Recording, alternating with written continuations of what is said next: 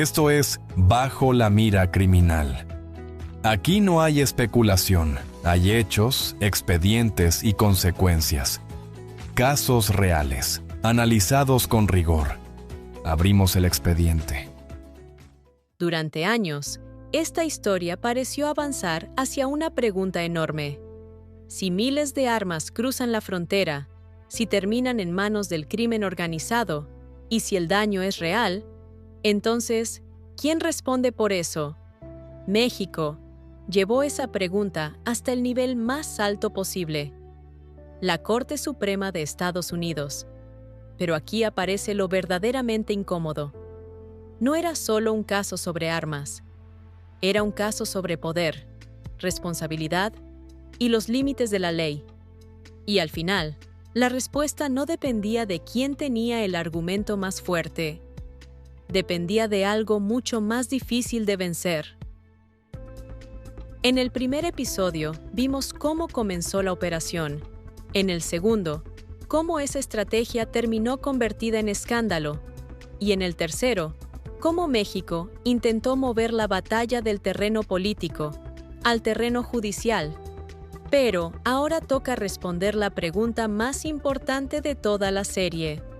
¿La ley realmente permitía que este caso sobreviviera? Cuando el caso llega a su última etapa. Durante años, el litigio avanzó dentro del sistema judicial estadounidense. Tribunales federales, apelaciones, argumentos escritos, memorandos, debates técnicos. Pero todos esos pasos conducían al mismo lugar, la instancia más alta del sistema, la Corte Suprema de los Estados Unidos. Y cuando un caso logra llegar hasta esa instancia, la discusión cambia por completo. Ahí ya no basta con tener la narrativa más impactante o el discurso más convincente. Ahí lo que pesa de verdad es otra cosa. ¿Quién consigue sostener su argumento dentro de los límites exactos de la ley? La pregunta real del caso.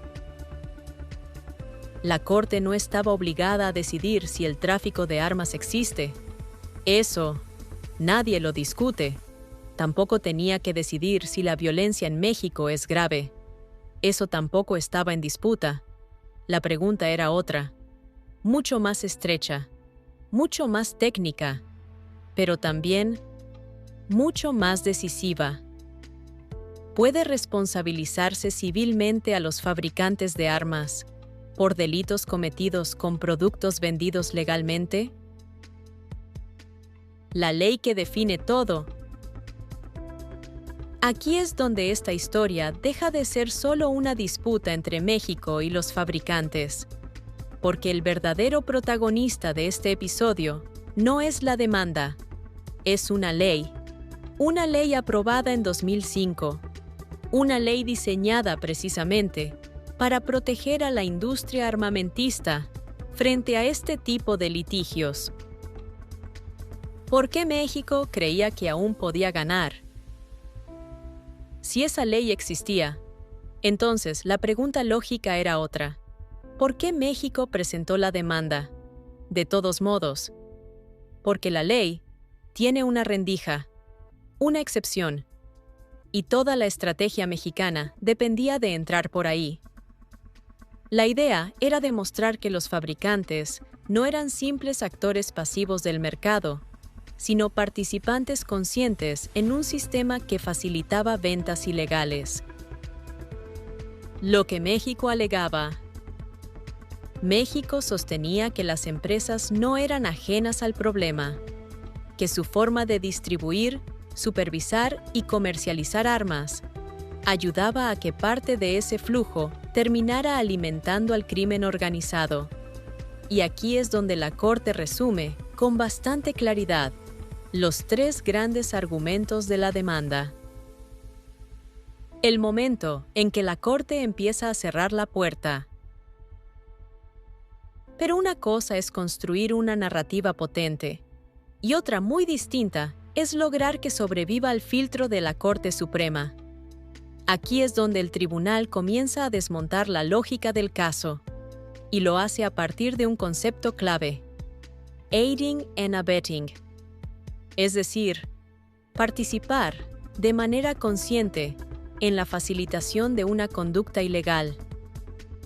Eso significaba que, para ganar, México no solo tenía que demostrar que ellos sabían, tenía que demostrar algo mucho más difícil, que hubo una acción consciente para ayudar a que ocurriera la conducta ilegal.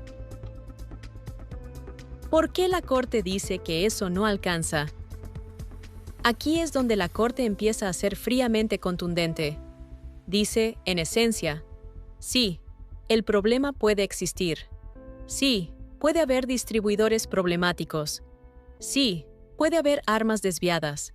Pero eso no es suficiente, porque la demanda no logra demostrar una participación concreta, consciente y específica de los fabricantes en la conducta ilegal. La Corte, básicamente, dice lo siguiente: ustedes describieron un problema serio, pero no probaron la clase de participación que exige esta ley. Ese es el corazón del fallo. El fallo.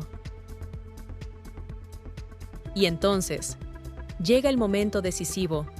No hubo división entre los jueces. No hubo empate ideológico. No hubo voto de rescate. La decisión fue unánime. La Corte cerró la puerta. México no pierde por un detalle menor. Pierde porque la Corte dice que la ley, tal como está diseñada, protege a los fabricantes en este tipo de casos. La parte más incómoda del fallo. Y aquí es donde el caso se vuelve más interesante, porque el fallo no niega el tráfico de armas, no niega la violencia, no niega el daño. Lo que hace es algo más frío. Define hasta dónde llega la responsabilidad legal. Y al hacerlo, deja claro algo que puede incomodar a muchos, que la Corte no solo resolvió un pleito, reafirmó el diseño político de una protección legal preexistente. Y con eso, dejó claro que el sistema legal estadounidense fue construido para proteger a esta industria frente a litigios como este.